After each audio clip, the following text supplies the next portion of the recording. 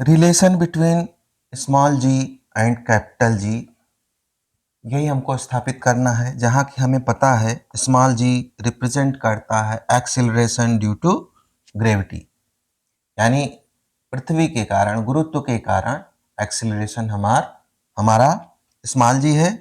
और capital G क्या है? यूनिवर्सल ग्रेविटेशनल कांस्टेंट है।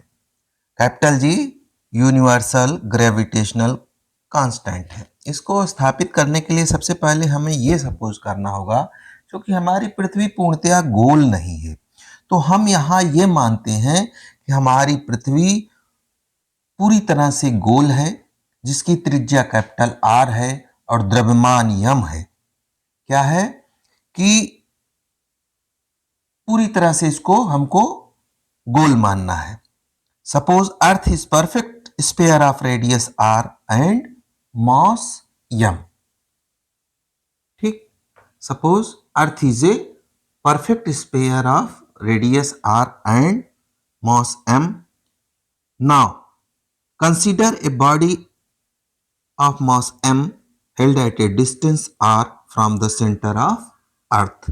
तो जो हमारा ये एक छोटा सा ऑब्जेक्ट है जिसका मास लेते हैं m, और पृथ्वी से इसकी डिस्टेंस क्या है सेंटर से r।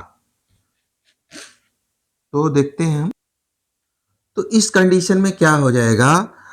Newton's law of gravitation, force of attraction exerted by earth on the body.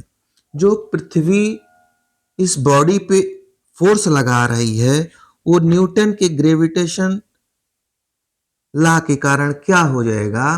F बराबर हो जाएगा, F बराबर हो जाएगा capital G m into small m upon R square के, जिसको कि हम लोग पढ़ चुके हैं, law of universal law of gravitation by Newton.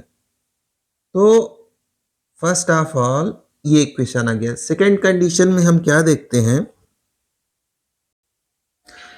When a body is free it falls towards the centre of earth due to gravitational pull of अर्थ।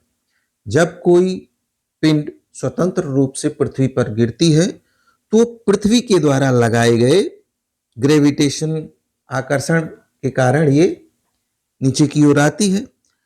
और जो एक्सिलरेशन होता है वो केवल ग्रेविटी के कारण होता है, ड्यू टू ग्रेविटी, और इसे हम डिनोट करते हैं स्मॉल जी से। तो न्यूटन सेकेंड लॉ क्या कहता है? Newton second law of motion क्या कहता है कि F बराबर होता है mg के।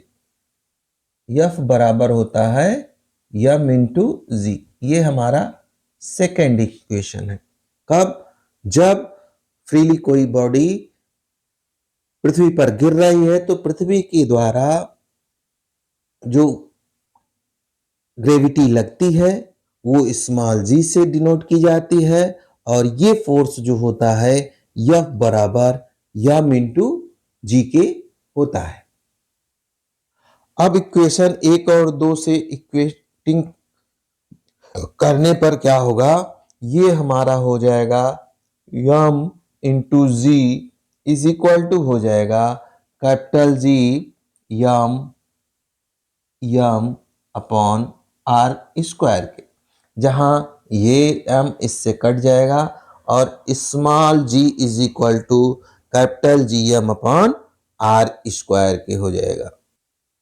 ये हो जाएगा small g is equal to capital G m upon R square के। ये हमारा रिलेशन हो गया स्मॉल जी और कैपिटल जी में, जहां स्मॉल जी क्या है? Acceleration due to gravity. Capital G क्या है? Universal constant. m क्या है? Mass of earth. Distance r क्या है? The distance centre of the object and centre of earth, दोनों के बीच की दूरी हमारी r है। तो स्मॉल जी बराबर capital G m upon R square, ये हम इसको प्रूव कर रहे हैं। अब कंडीशंस देखिए, जब हमारा ऑब्जेक्ट धरती के करीब होगा, पृथ्वी के करीब होगा, यानी हमारा आर स्क्वायर जो होगा ये आर रेडियस जो है नियर अबाउट धरती की त्रिज्या, अर्थ की त्रिज्या के बराबर होगा। तो उस कंडीशन में जी बराबर capital G M upon R square, जहां आर स्क्वायर क्या है, आर क्या है, ये रेडियस ऑफ द अर्थ है। ये क्या है, रेडियस ऑफ द अर्थ। अब इस इक्वेशन से हम ये देखते हैं कि acceleration due to gravity, acceleration due to gravity does not depend upon mass of the body. तो ये जो बॉडी के मास पर डिपेंड नहीं करती है, क्योंकि ये हमारा ग्रेविटी है किसके द्वारा, अर्थ के द्वारा। जी हमारा ग्रेविटेशनल कांस्टेंट है, यूनिवर्सल ग्रेविटेशनल कांस्टेंट। और मास ये आपका अर्थ का मास है, और ये जो रेडियस है यह भी अर्थ की है। तो यहाँ स्मॉल एम की डिपेंडेंसी नहीं रह जाती। तो ये हमको ध्यान देना होगा कि किसी भी द्रव्यमान की अगर दो तीन वस्तुएं हम ले और फ्रीली ऊपर से छोड़ें तो वो साथ एक ही समय पर धरती पर पहुंचेंगी, उनके मास से और समय में कोई डिफरेंस नहीं आएगा। That means a big stone, a small stone, when dropped from a particular height, will move with the same acceleration due to gravity.